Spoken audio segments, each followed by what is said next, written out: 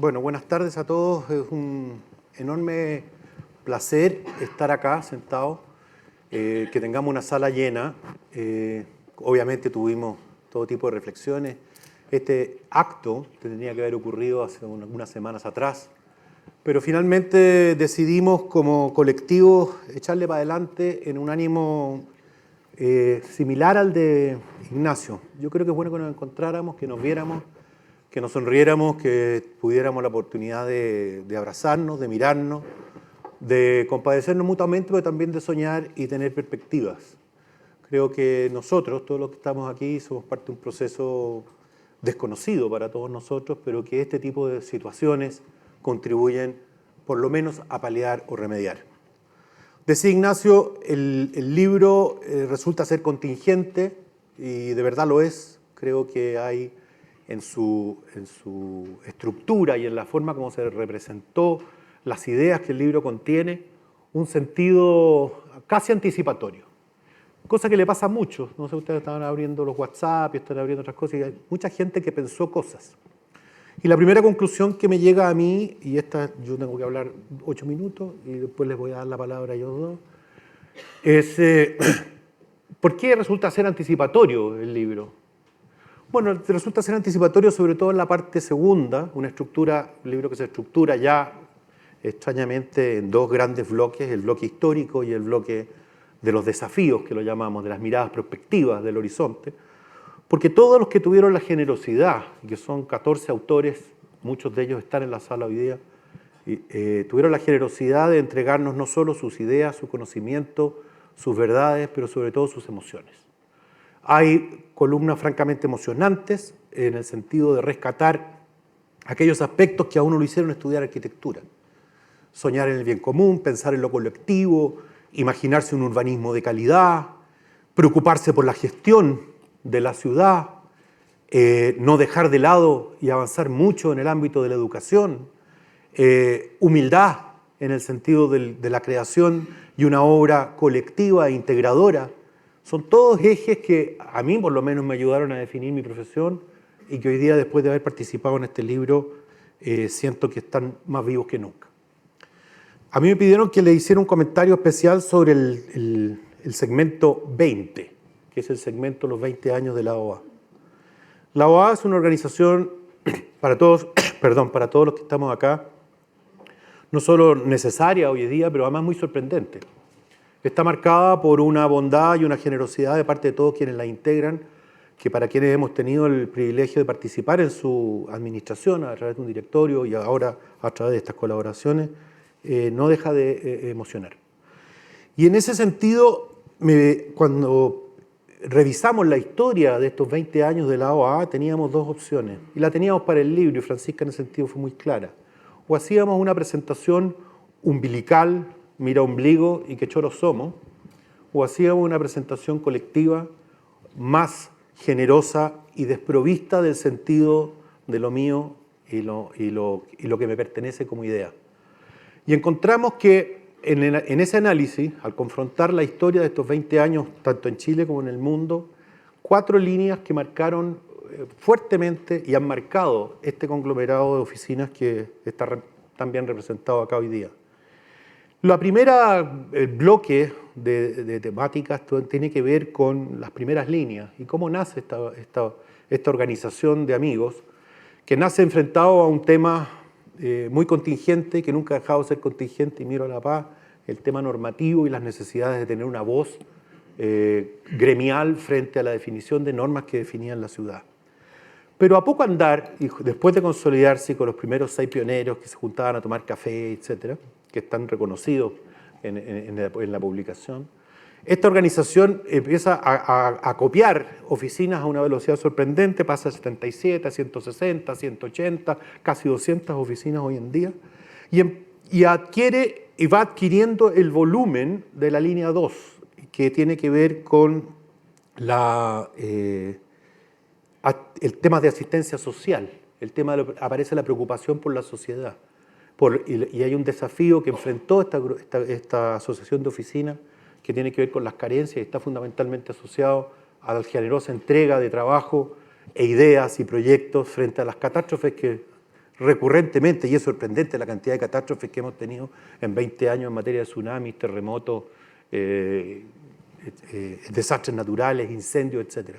Y siempre esta asociación ha mostrado ahí un acto de generosidad, una línea que sin haber sido concebida para ello, sin ser propiamente tal gremial, resulta ser tremendamente profesional y tremendamente sectorial. Una tercera dimensión que marca el andar de esta Asociación de Oficinas de Arquitectura tiene que ver con su proyección internacional. La búsqueda de contactos internacionales, de exposición internacional, de misiones, muchos de ustedes habrán ido a misiones, de ir y volver desde el mundo, traer al mundo, integrarse a distintos comités de gestión, tanto el Ministerio de Economía y otros, ProChile, etcétera, que tienen que ver con abrir la oportunidad de que nuestro trabajo se vea en el mundo, pero también aprender desde el mundo. Y eso que resultó ser la tendencia que teníamos que vivir en el país está representado en esa línea que se llama internacionalización. La cuarta tiene que ver con registro. Y ahí en nuestro comité editorial y el esfuerzo enorme que se ha hecho en estos 20 años de acopiar la obra de todas estas oficinas, la presentación de proyectos, la ilustración de ideas, el análisis crítico, el registro del modernismo, es de enorme valor. Nuestra revista está muy, muy reconocida.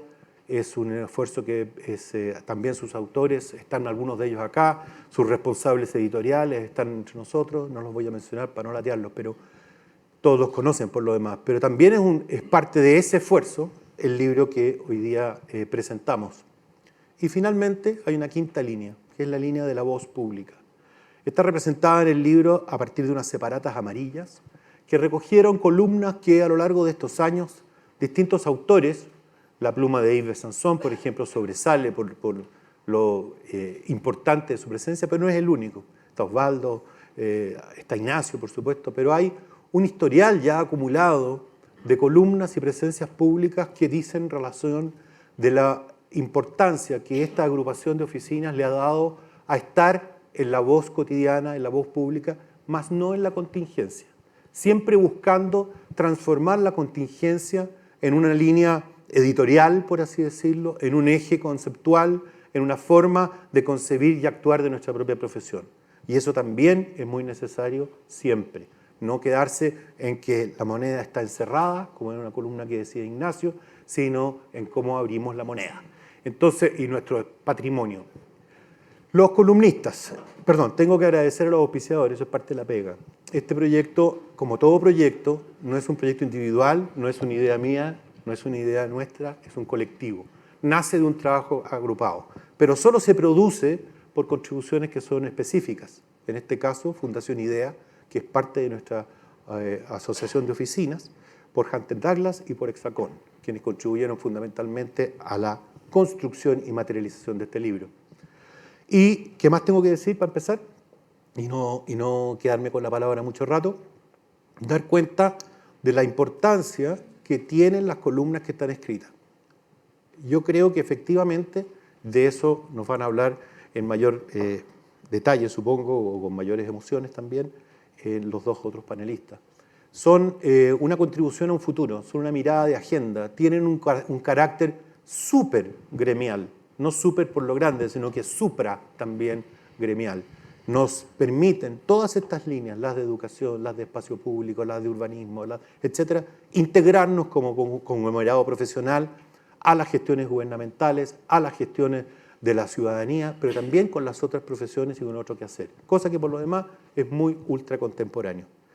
Con esas palabras yo doy cuenta de la responsabilidad que tenía, que era introducir el libro, dar los agradecimientos, mostrar las líneas editoriales, invitarlos a leer, y dejo con ustedes ahora a Kazú, que una de nuestras columnistas, en una columna preciosa por lo demás, también muy conmovedora, nos va a dar sus puntos y reflexiones con respecto fundamentalmente a estos desafíos que más allá de la coyuntura tenemos como conglomerado. Kazú. Gracias. Muchas gracias.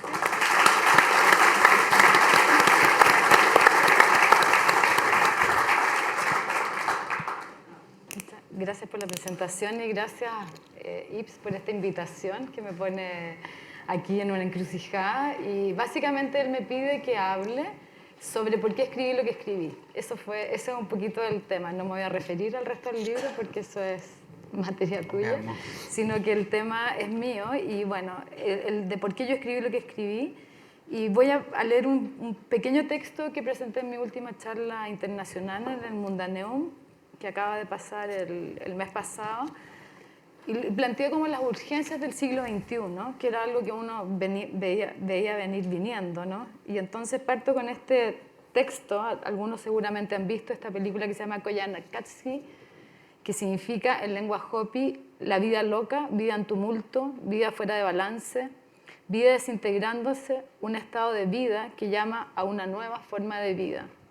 Este es un documental experimental de 1982, Koyaanisqatsi, La vida fuera de balance, primera parte de la trilogía Qatsi. Este documental es de Godfrey Reggio y nos llama la atención y anticipa lo que está pasando hoy en la relación entre ser humano, medio ambiente y tecnología. El desafío para los arquitectos hoy, creo, es enorme, ya que es materia de la arquitectura reflexionar sobre estos temas. Confrontar y dar cabida a este nuevo paradigma que está surgiendo sobre la Tierra con el nacimiento de una nueva cultura. Y eso es evidente lo que está pasando. O sea, estamos al fin de una era cultural y estamos en el inicio de otra. Y por eso esta especie de caos completo social y el término como de todas las instituciones, un poco desde las religiosas a las políticas, y esta especie de anarquía social en la cual estamos metidos y que se siente sumamente amenazante. Personalmente lo empecé a ver en 2014, como ya dije, no me acuerdo qué cosas fueron las que pasaron a nivel social, dije, uy, estamos a punto de explotar, y esto dije, qué peligroso puede ser. Y cuando vi la película Guasón, no sé si alguno la vio, me pareció que le dio voz a la gente, de alguna manera, a toda esa como especie de ira interna, que es una ira mucho más allá de cosas contingentes, es una ira de una necesidad de que en el fondo la vida que estamos llevando no está dando respuesta a las verdaderas necesidades. Y eso pienso, esa respuesta es materia de la arquitectura. Y eso es un poco el tema de mi columna. Y bueno, y sí voy a seguir un poquito con este texto, que ya lo voy a terminar. Entonces, el desafío para los arquitectos hoy es enorme, ya que es materia de la arquitectura reflexionar sobre estos asuntos, confrontar y dar cabida a este nuevo paradigma que está surgiendo sobre la Tierra con el nacimiento de una nueva cultura. Una cultura que a mí me gusta llamar como la americaneidad o los pacificanos o pacificadores. Este juego de palabras para sugerir que América y el Pacífico ofrecen algunas claves al problema. Nosotros, americanos, necesitamos reconectar con nuestros orígenes, volver a la Tierra y comprenderla como sagrada. La especie humana le pertenece a la Madre Tierra. En consecuencia, no podemos desarrollar la vida separados de ella. El territorio donde nacemos conforma nuestro ser en un proceso de cara a cara, dice Ricardo Rossi, ecologista y filósofo chileno, padre de la ética biocultural. Enfrentamos la urgencia de reconectar para abrir nuevas formas de habitar y desarrollarnos de manera sostenible. En una era postindustrial, nuestro desarrollo no puede estar sustentado en modelos extractivos, sino colaborativos y circulares. El rol de la arquitectura hoy es abrir estas nuevas narrativas sobre el territorio que nos permitirá construir ciudades saludables, rebalanceando la vida en un mundo post-tecnológico.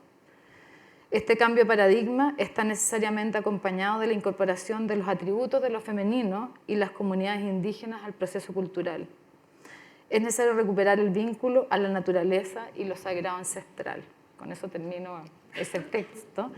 Y bueno, y eso es un poco el tema de mi columna, y evidentemente yo soy, esto que yo traigo, soy heredera de una tradición que viene de la Escuela de Arquitectura de la Católica de Valparaíso, con Amereida, y con Amereida, que es este poema que quiere inaugurar la americaneidad, haciendo como la analogía de traspolar la Eneida de Virgilio a lo propiamente americano. Entonces, de alguna manera, Amereida es la que anticipa esta nueva cultura y esta nueva tradición, y nosotros tenemos esa herencia.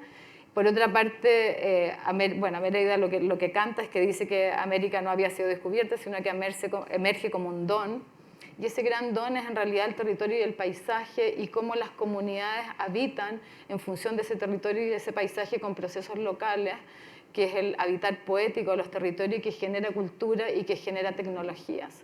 Entonces yo voy más allá y soy un poco osada en ese sentido y digo que América Latina tiene algo que decirle al mundo y tiene que ver con el hacerlo y precario, lo llamo yo, que tiene que ver con esto de aprender de los procesos locales y hacer con lo que se tiene a la mano, y siempre en esta relación muy cuidada de ciudad, medio ambiente, construcción, medio ambiente. Y creo que nosotros estábamos perdiendo el balance, de verdad. Creo que estábamos empezando a ponerle hormigón a todo. Y esa cosa es terrible, nos ahoga, nos asfixia, porque finalmente somos mamíferos, necesitamos de la naturaleza y estar en conexión. Entonces, de ahí, después de hacer como toda esta carrera de arquitectura, de repente me empezó a llegar como la urgencia de decir, en realidad, la manera como estamos enseñando arquitectura en las universidades no está bien porque no estamos respondiendo a los paradigmas. Por otra parte, hay grandes temas, no podemos, las ciudades latinoamericanas que crecen como estas grandes manchas cancerígenas sin control, tiene que haber alguna manera de volver esos crecimientos más sostenibles y saludables, y lo que hice fue armar una fundación, que en realidad es una refundación de una fundación que armé con Miguel Laborde el 2005, que se llama el Observatorio de Las Tarrias, con 3 preguntas. ¿Qué es Chile? ¿Quiénes somos los chilenos? ¿Qué país queremos construir? Como invitándonos a esta reflexión de que estamos hoy día, de qué país queremos construir y cómo lo construimos y cómo hacemos un país equitativo, sustentable y sostenible para todos. Y de ahí, después de haber hecho mucha investigación, el 2010 decidimos no seguir operando porque demanda mucha energía gestionar fondos. Pero no la quise matar porque había algo que me decía, no hay que matarla. Como el Observatorio de las Tarrias fuimos parte, porque nos llamamos un instituto geopoético, porque francamente pienso que la arquitectura en Chile tiene que ver con esta relación de territorio, geografía, poesía y medio ambiente. Entonces lo geopoético es esa manera particular de habitar. Yo me llamo una arquitecta geopoeta. Y por esa razón fuimos parte del Instituto Geopoético Internacional, y el 2014 me tocó ir a dar una charla allá, como una ponencia desde Chile, y yo justo había estado entrando a la Araucanía, que me pareció un territorio increíble. Dije, este lugar que no lo conocía, ¿qué es? Porque en el fondo uno iba subiendo hacia las montañas y era un mar verde con 5 volcanes blancos completos apareciendo, con las araucarias, con los pehuenches. Entonces uno decía, este lugar es un lugar increíble, un lugar todavía sin desarrollar, que ganas de colaborar a un buen desarrollo y que no sea un Pucón 2, por ejemplo, como esta cosa de que agotamos los lugares en vez de ser capaces de desarrollar de manera equilibrada y sustentable. Tú me dices cuándo tengo que terminar, claro, porque me estoy embolada. Está embolada. ¿Sí? ¿Ya listo? Sí. ¿Se acabó? Ya, bueno.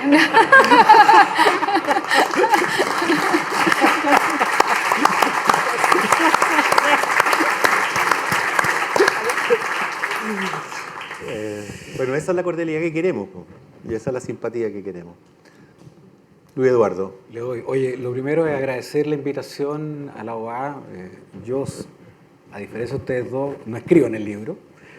Por lo tanto, me toca más bien comentar esta visión polifónica que presenta el libro, y es una lectura siempre intencional.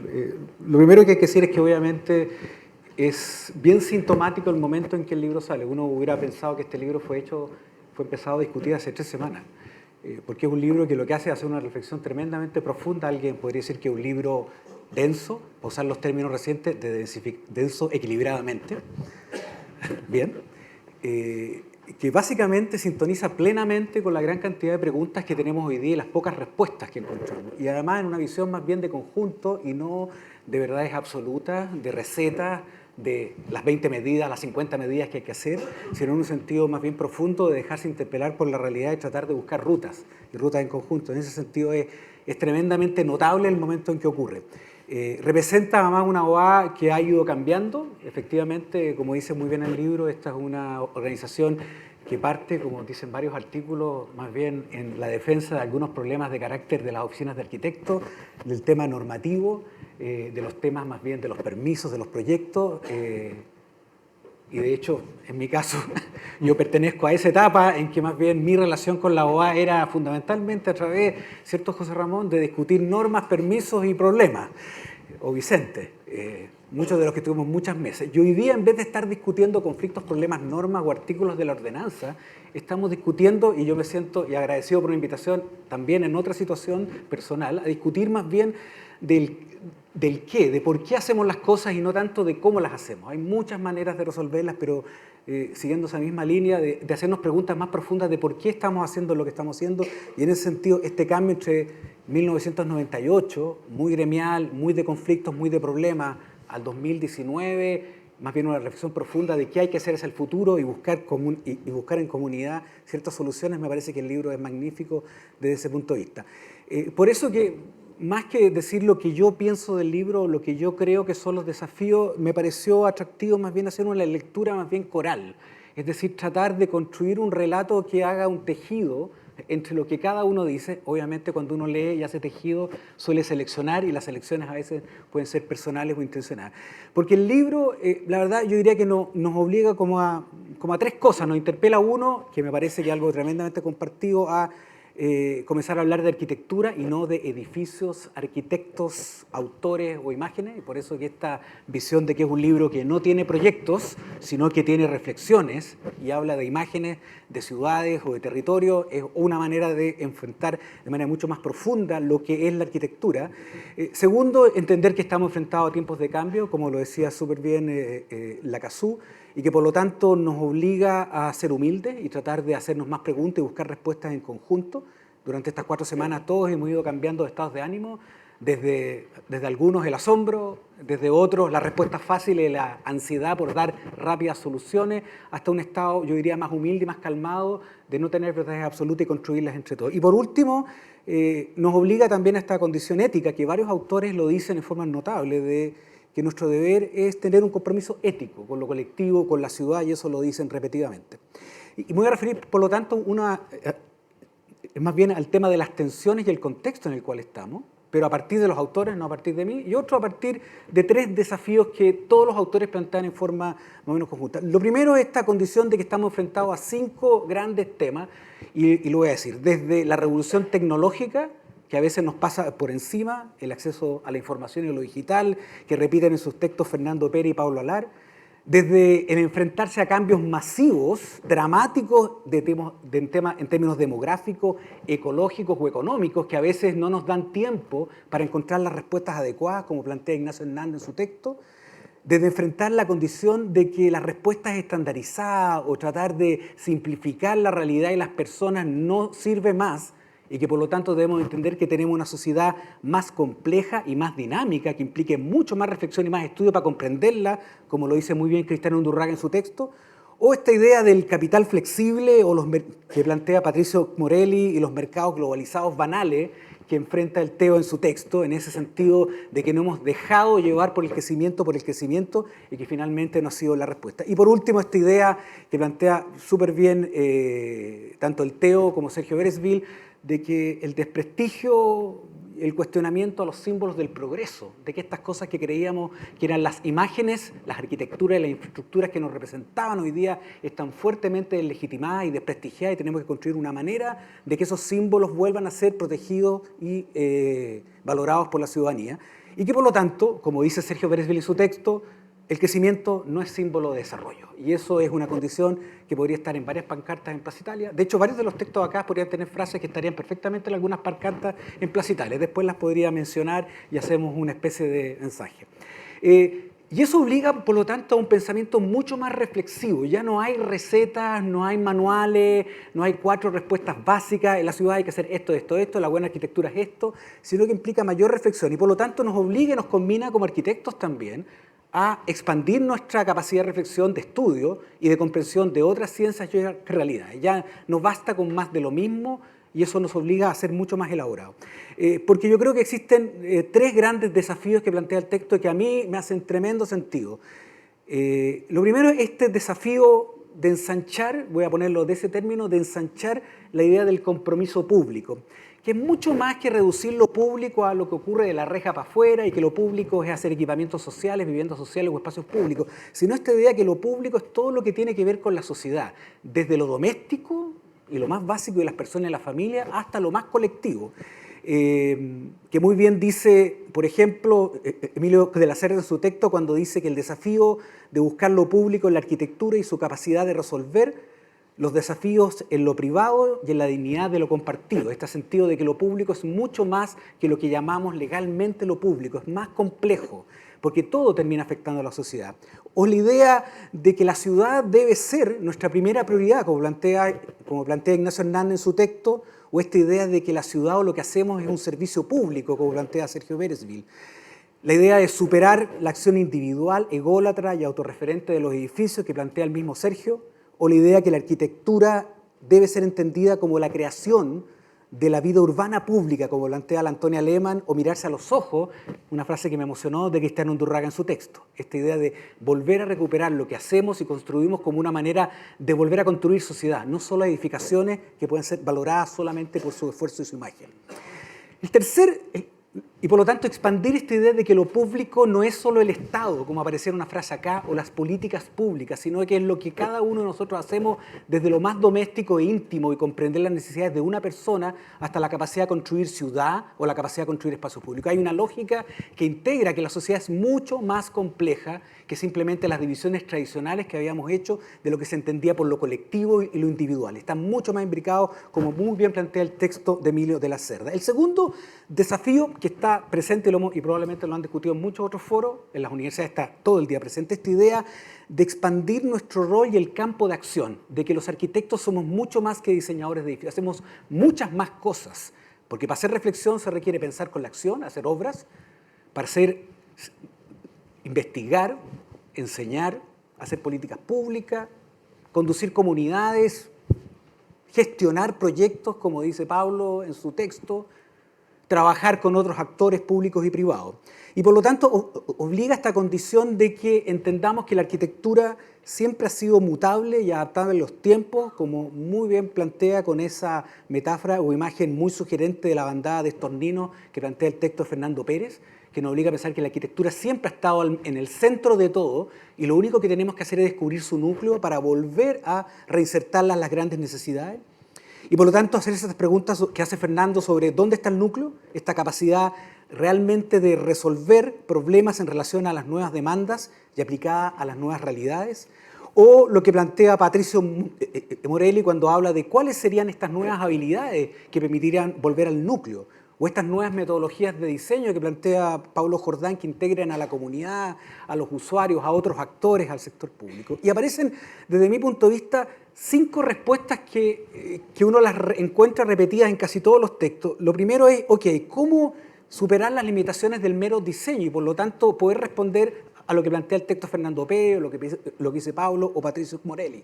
Y 5 cosas. Lo primero, interpretar, esta capacidad de leer la realidad e interpretarla, que, como dice el mismo Patricio Morelli, es escuchar, comprender el sentido de los cambios permanentes en una sociedad globalizada, la capacidad de articular esta idea de la convergencia o el diálogo con otras disciplinas que plantea Sergio Beresville, la capacidad de crear, que la creatividad no es simplemente la creatividad en el diseño, sino que el descubrir nuevas soluciones a nuevos problemas, que plantea, por ejemplo, Cristóbal Molina en su texto, la creatividad como el foco de la esencia, la capacidad de catalizar, es decir, que lo que hacemos detone procesos de transformación y cambio, y no simplemente les dé forma nomás.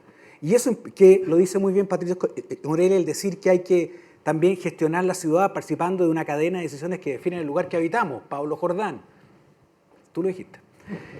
Y por último, que es probablemente lo que más nos interpela en este momento, la capacidad de liderar, es decir, cómo los arquitectos son capaces de liderar procesos de participación y búsqueda cultural para dar soluciones a nuevos problemas complejos. Juan Sabaj, integrando autoridades, actores y comunidades. Pablo Jordán, como facilitadores, dice Pablo también, como articuladores de otros y no simplemente autores o aquellos que tienen la verdad absoluta o terminan diciendo lo que otros deben hacer. Más aún en un ambiente donde el cuestionamiento de los expertos está altamente cuestionado por la sociedad. Hoy día somos articuladores, tenemos que tener más capacidad de escuchar o interpretar que simplemente dar soluciones. Y por último, el desafío que yo diría de la colaboración, de lo local, como plantea el texto de la CASU, de la cohesión social, esto de volver al lugar donde la arquitectura, las personas, la comunidad realmente se juntan y que no está ni en las grandes escalas ni tampoco ni a veces solo en las pequeñas. Volver a ser articuladores, volver a la escala local, a las comunidades donde el proyecto es un medio para crear desarrollo, compromiso, cohesión y calidad, que dice la CASU en su texto. Volver a la íntima relación entre la gente, el diseño urbano, el barrio, la calidad humana, que sorpresivamente dice Marcial Echeñique. A mí me sorprendió el texto de Marcial, debo ser bien franco. ¿Te emocionó? Me emocionó. De descubrir los tiempos que vienen, o mejor dicho, en este momento los tiempos que llegaron, y lo que se espera de los arquitectos respecto a lo social, vale decir, a la vida en la ciudad y al lugar que se habita, que dice Juan Sabaj, o volver al foco en lo social, la integración social, la equidad, el espacio de lo público, como un atajo hacia romper la marginalidad y lograr la paz social. Anticipatorio, Juan Sabaj. Y solo para terminar, dos cosas. Uno, quedarme con un par de frases que vuelvo a repetir, que a mí debo decir que me hicieron mucho sentido, como para cerrar esta idea de volver a la arquitectura en su ancho de banda, en todo lo que podemos hacer para influir. No influimos solamente a través de diseños y proyectos, influimos de muchas maneras en darle forma al espacio construido, que permita construir ciudades para mirarse a los ojos, una frase que, insisto, me gustó mucho de Cristian Undurraga, lejos de la codicia y el corto plazo, también de Cristian, para salvar la ciudad de la destrucción y la obsolescencia, Teo Fernández. Solo para cerrar, yo diría que, poniéndonos el eslogan de Plaza Italia, yo diría que el libro nos invita, por lo tanto, a más paciencia, más generosidad, más colaboración, más conexiones, y por lo tanto, reemplazarlo por esta idea de más rápido, más barato, más competitivo, que podría ser probablemente los paradigmas de los últimos 20 o 30 años. Muchas gracias.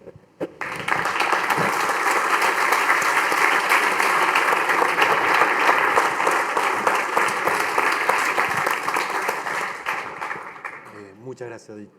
Desde el lado nuestro también, muchas gracias. He hecho una extraordinaria síntesis de lo que no sabíamos que estábamos haciendo. Pero quedó muy bien, así que espero que lo hayamos grabado, porque lo vamos a incluir como columna anexa. No, por favor. No, extraordinario. En realidad, muchas gracias por la paciencia y la dedicación en el comentario. Para cerrar, 2 minutos de opinión de cierre, si así lo desea. Tal vez como para cerrar y un poco lo que estaba planteando, tiene que ver con cómo nos hacemos cargo hoy. Yo refundé el Observatorio Lastarria en la Fundación Más Mil, que está preocupada de justamente el espacio natural, el contrafuerte cordillerano en Santiago. Tenemos un proyecto que se llama Santiago Capital Outdoor y es un sistema de una red de senderos para lograr armar una transición natural entre espacio urbano y piedemonte. Y cuando uno mira Santiago de su espacio construido, no de su espacio construido, sino de su espacio natural, se da cuenta de la enorme oportunidad que tenemos en Santiago, y creo que ese es un proyecto clave hoy día, porque si nosotros hubiéramos tenido ese sistema de senderos instalado hace 10 años, no tendríamos la crisis social que tenemos hoy, porque es un lugar donde uno hace trabajo con la familia, va a estar ahí, despicha mucha frustración, mucha energía, mira las cosas desde otra perspectiva. Hoy día estamos como ahogados dentro de la ciudad, entonces estamos nosotros a cargo de eso, de armar como esta especie de tejido entre el espacio urbano y también construir un límite, o sea, que la cota 1000 realmente sea un límite y no lo empecemos a pasar con todo este tipo de acepciones a la regla que vamos encontrando los arquitectos magistralmente o los desarrolladores inmobiliarios, porque de verdad necesitamos ese límite que nos permita además al mismo tiempo sea un umbral a los cerros, y ese límite nosotros lo estamos armando como una ruta que se llama la transversal, que va desde Quilicura hasta el Cajón del Maipo, para que la gente usando esa ruta sea como la barrera natural, esta expansión inmobiliaria, o por lo menos que los puntos de acceso a los cerros abiertos, un poco como el libre acceso a las montañas, como el libre acceso, como fue en su momento el libre acceso a las playas. Así que ese es uno. Armamos también un workshop a propósito del tema de cómo estamos enseñando en las universidades con alumnos de distintas partes del mundo, y hemos estado armando una especie de signos territoriales que están abriendo la ciudad o el territorio a estas nuevas narrativas y a poder hablar de estos temas y a construir estos trabajos colaborativos. Y por último, un proyecto que tenemos en el sur que se llama la Ruta Pehuenche, que tiene que ver con lo mismo, y estamos trabajando con comunidades indígenas, entendiendo muy bien el problema también. Y al final es un problema de pobreza, no solamente en el sur, sino que acá, de pobreza y de no ser visto y de no tener un lugar donde participar. Entonces, al final, son proyectos simples, difíciles de implementar porque hay que romper muchas barreras y muchos paradigmas, pero finalmente son de gran solución social, urbana, medioambiental y tecnológica también, creo yo. Gracias, Qué Jesús. bueno eso. Pero nos Muchas hablan de una gracias. forma y de un modo que también contribuye a cambiar un poco la praxis, en el sentido de que la inserción en esta pluralidad que estamos buscando, o en esta diversidad, pasa por esos modos, y esos modos son también materia de nuestra profesión. Sí, Gracias. sin duda. Luis Eduardo, ¿alguna palabra al cierre? Es una convicción, y probablemente una convicción que hemos discutido en otro tipo de foro, es la convicción de que, a diferencia de esta visión media pesimista que hace algunos años rondaba, de que la arquitectura, el proyecto, el espacio era algo más bien secundario, que eran otros de los grandes problemas de la sociedad. Y a pesar de que uno lea las grandes demandas, que a veces uno escucha temas más bien macros, como cambiemos la Constitución, pensiones, salud, educación, los grandes temas, yo me atrevería a decir que una de las convicciones que refuerza lo que ha ocurrido en las últimas semanas y refuerza fuertemente este libro, que a diferencia de esta antigua convicción de que se pueden construir lugares y ciudades mejores de arriba hacia abajo, alguien que define una constitución, reforma una ley o crea un gran plan, la verdad es que lo que está ocurriendo hoy día es lo contrario, y creo que lo decía el Teo en su texto. Podemos hacer las cosas de abajo hacia arriba, es decir, los proyectos, la relación con personas, la interlocución con otros actores desde abajo puede ser la mejor política pública, no solamente porque es diversidad, sino porque además se convierte en un intangible. Muchas veces un proyecto no es en sí mismo solo un proyecto, sino que es una manera de construir confianzas, una manera de conocer a otros, una manera de crear redes, de generar cohesión social. Entonces, más que antes, uno podría decir que si uno quiere hablar de las cosas macro, el traspasar capacidad de acción, traspasar poder, delegar, bajar y salir de la estructura macro y posibilitar que la arquitectura se convierta no solamente en un fin en sí mismo, sino que en un medio para lograr cosas que la sociedad pide, me parece que está en el corazón de lo que está pasando hoy día, y es algo que los arquitectos sabemos hacer, que a veces hemos olvidado, pero que podemos aprender a hacer. Es decir, convertir lo local, como decía Lacazú en su texto, convertir los proyectos, las obras, en símbolos, pero también en formas de aprender, de innovar. Eso implica, obviamente, un tipo de Estado y un tipo de reglas del juego que nos permitan hacerlo, y no al revés, que nos impongan la uniformidad y reglas parejas. Y ahí los arquitectos tienen una capacidad de estar en todas partes, en regiones, en comunidades locales, en pequeños pueblos y en áreas metropolitanas, y en ese sentido hay un trabajo del Consejo Nacional de Desarrollo Urbano, en el cual hoy día la OA forma parte, en que puede terminar construyendo esas reglas para que las obras terminen siendo esta especie de espacio para cohesionar y no solamente para mostrarse. Gracias, Luis Eduardo, muy certero. A mí me toca cerrar, que es siempre fácil. En este caso yo les voy a transmitir una experiencia. Al participar de este comité editorial y al gestionar este libro, buscábamos con mucha humildad no ser ombliguistas, como les dijimos al principio, pero también recoger esta nueva dinámica o estas inquietudes que nos agrupan como, en este caso, Asociación de Oficinas de Arquitectura, pero como gremio de arquitectos. Y para mi alegría descubrí que somos diversos, plurales, colectivos, inteligentes, integradores, curiosos y multidimensionales. No fue difícil hablar idiomas distintos, comunicarnos emociones, mirarnos a la cara, editar los textos, dialogar con quienes los generaron.